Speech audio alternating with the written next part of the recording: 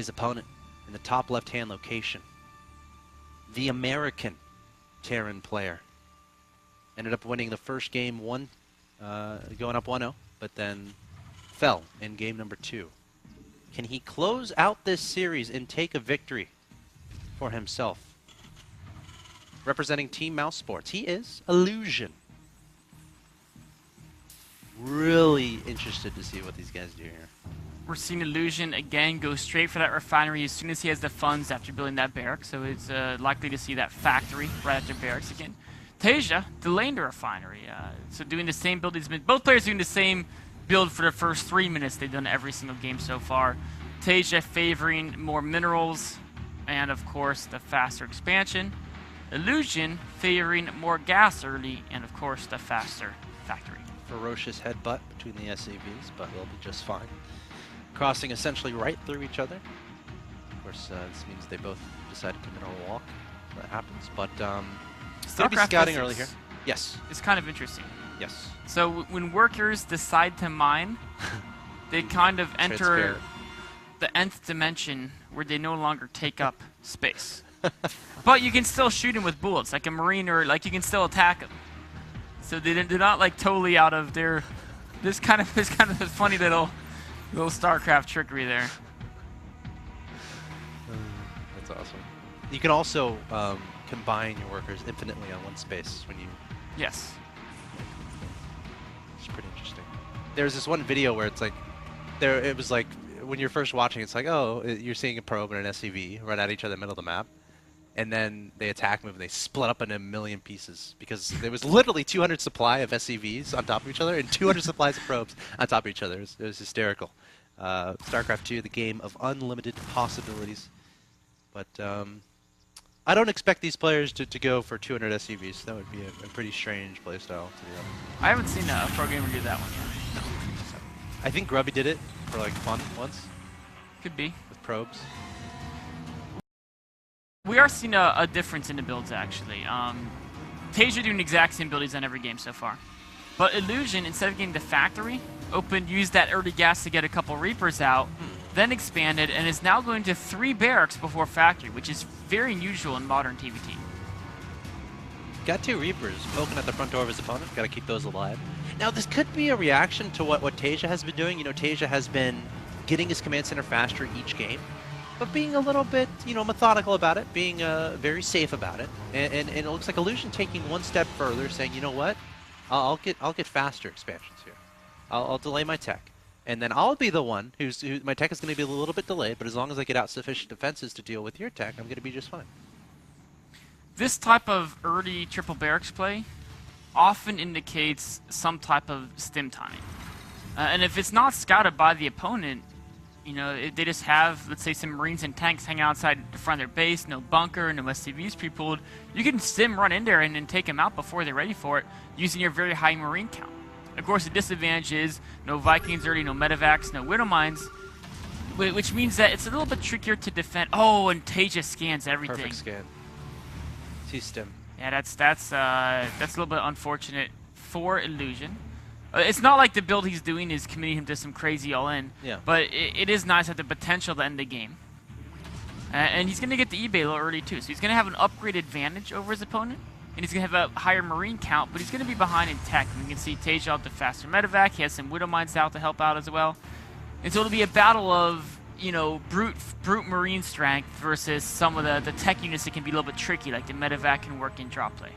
Looks like Taeja gonna pick up 4 Marines here. There's 2 Medevacs in his Medevac already. Might do some light poking in his opponent's main, in his opponent's natural, while dropping in his opponent's main. Really try to spread Illusion apart. Something else he could do is slowly elevate her up to the high ground since he has more Marines than can fit into that Medevac. So we'll definitely keep an eye on that. But Taeja definitely wanting to try to at least scare his opponent a little bit, try to get some damage done. Oh, he's pushing in from the front. Now the build is revealed. Widow Mine's going to control the ramp of Illusion. Oh, that's a little bit annoying. No scan going down. One Marine saying, "All right, guys, I'll take that one." And dying to the Widow Mine. Another one getting burrowed down in the ground, and another Marine going to be sacrificed. These Widow Mines are close enough. You can take them both out with one scan, which may be a little of a misstep from Taeja. Here comes that elevator play. Marines being dropped on the high ground again. The medevac is in play here for TaeJa, not for Illusion, so he can heal, but he's going to have to back away. A scan needs to happen here onto these widow lines. One of them going to scuttle in the opposite direction here, going toward that mineral line. But a little bit of a dangerous situation. There's the scan going to take out both widow lines with one scan, as you said. Great pickoff. Great defense by Illusion, and the Marine drops from TaeJa have done nothing but drop a couple Marines to their death so far. Yep. And Illusion gets out with a tech advantage without really suffering any losses from it, because now he's got his own starport ready. He can react around those medevacs. He also has stim done. And now he's got about, a little window of time where he can maybe try to get something done with stim and his opponent has no stim, although crossing the map, by the time he can really get an attack going, TaeJa will probably have stim pack of his own ready. Dropping some more Marines in the main base here right when Illusion decides to back up. I don't expect this to do much damage, more of a scouting utility if anything. Has to be careful though, because stim is done here for Illusion. He could stim and take that meta pick out if TaeJa isn't careful, but Illusion not going to do that. Of course, it's always risky when you're stimming, you don't have medevacs out just yet, but two just now popping out onto the field. So we'll have to see Illusion, how aggressive Illusion decides to be, because he has stim, combat shield's about to finish, and he has +1 on the weapons upgrade, which his opponent doesn't have either yet. He is 1-1 underway, but nice reaction here from TaeJa going for the double engineering bay. I think he identified the one engineering bay from his opponent that was placed down a little bit earlier. A cool move by Illusion. With the Watchtower, he saw the medevac of TaeJa come in there. He could have maintained control of the Watchtower by using his own medevacs, but instead he would rather keep them hidden. And now this drop play has the potential to do good damage. TaeJa has nothing back in the main to defend. His whole army is at his natural expansion. Illusion going straight into the main base, looking for a tech lab with stim running, but stim is already done here for Illusion. He's going to try to engage from the high ground. A tank coming forward as well. I'm a little bit surprised he didn't try to go straight for that mineral line. One medevac getting very low on health, but Illusion holding strong. He's going to try to take down a tank, and Illusion not a terrible trade at all. No, being extremely cost efficient with this drop play. The power of medevacs can be seen here. He's going to be driven away now, but the medevacs survive, just losing the Marines and taking out one of the key siege tanks of TaeJa. Oh, that's huge. Every tank in TBT is very important, but keep in mind, TaeJa has those two engineering bays. They're about to finish 1-1, and going forward, that might be pretty important, especially considering Illusion hasn't started his armory yet. He also hasn't started his second engineering bay. The timing is still available right now if he does it in the next few seconds, but it's something he definitely has to be aware of, because if he starts losing that upgrade advantage, it can, going forward, the game could get a lot scarier for him. Interesting to note, neither player taking the third command center. TaeJa going up to 5 barracks, a starport, and the factory off just 2 command centers. Illusion doing the exact same thing. So both players are very focused on powering units out of 2 base. Illusion looks like he might make a big move here, running Marines to the potential 3rd base of his opponent, or trying to basically take map control, while there's a Doom drop heading towards the main of TaeJa. Marines stimming into the natural of Illusion, trying to find out, get some scouting information. But look at this, TaeJa looks like he's ready. All of his Marines there, and medevacs are there as well, and Illusion is going to have to back away. Great defense there from TaeJa, identifying exactly what Illusion was trying to do. That could have been very scary for TaeJa. But if TaeJa's forces were in the natural again, like we saw with that first drop, this time with the siege tanks there as well, he could have used TaeJa's base against him and almost had basically a kill move there. We can see so far, Illusion, with all the cost-efficient trades that he's been doing, he's got himself a 20 to 30 supply lead now. But like you mentioned, he is going to start falling behind in those upgrades. Yes. Loading up for another big Doom drop. Scanning. He sees TaeJa goes to the main, so he's going to head straight to the natural. Oh, I thought about it.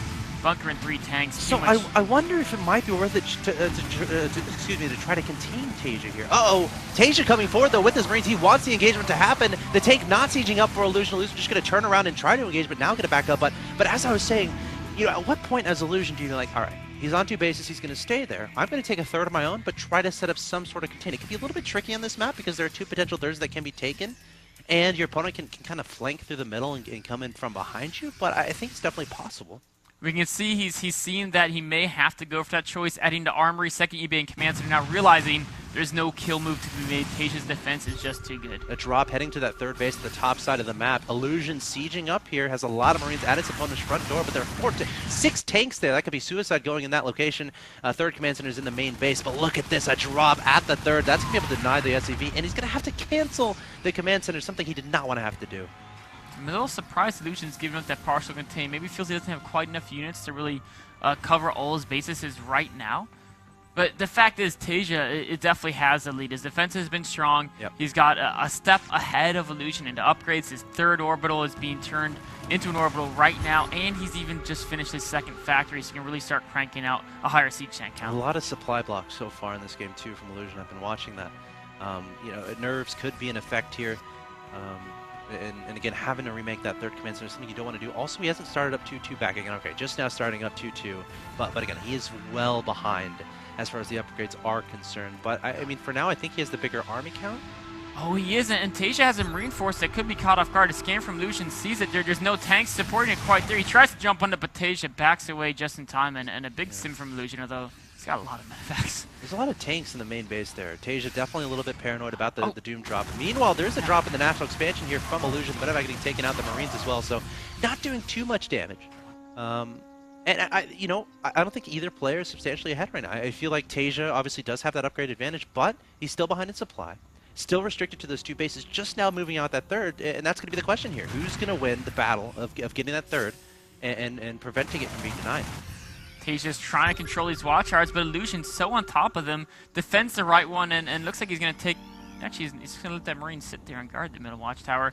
Going in to deny the third base of Taeja. If he can... From two sides. Oh, Taeja wants to fight! Oh, he's coming out. Only 3 tanks here. Some 4 tanks coming in from the main base, but Taeja looking to engage again. He does have that upgrade advantage. It's 2-2 to 1-1 in favor of Taeja, so not too surprised to see him try to go for this. 2 tanks going to be trying to run away from those Marines. He's just going to pick those up and pull away with that medevac. Great move there from Illusion. And he's able to deny this third while he's getting his third up on his own. So Illusion's going to try to hold this front, but Taeja looks like he might want to try to start pushing out slowly, but sure, that's exactly what he's going to do. Taeja stimming forward those Marines. Keep in mind, he still has that upgrade advantage, and it's showing. The Marines doing a lot of damage here. Tank's doing a lot of damage with the back as well, and Illusion is going to be broken. That's the power of upgrades and superior tank count right there. Taeja taking a demanding victory in that fight, and now he's in hot pursuit. Oh, no. Illusion's medevacs don't have the afterburners quite ready yet. He's going to escape, but he lost all of his tanks there. Yeah. Taeja takes a third base, and he takes control of the center of the map. All right, Taeja, Illusion rather, needs to get that tank count back up. Right now, it's 7 tanks for Taeja and 0 for Illusion. Now, Taeja needs to identify where Illusion's third is, which I think I don't know if he has already. No, he hasn't identified it just yet. He's trying to send some Marines to find it. And then he needs to get those tanks in a position where they can prevent reinforcements from entering. And that location would be right in between the natural and the third base. And that's exactly where Taeja's headed. Oh, if Illusion can catch him unsieged, perhaps he can take a win with his superior Marine count. But Taeja being so careful, slowly leapfrogging tanks. He's realized Illusion doesn't have any tanks in his army. And if he slowly leapfrogs, how can Illusion stop this advance? Such a nail-biting situation. Illusion needs to have perfect splitting here to minimize the splash damage from the tanks. Storming right into that area, but the tanks doing so much damage here from Taeja, and his Marines going to be able to shove Illusion back. Illusion down to only medevacs in his unit composition, and now Taeja has control of this position in between the natural and the third base. And there's the GG from Illusion, convincing victory.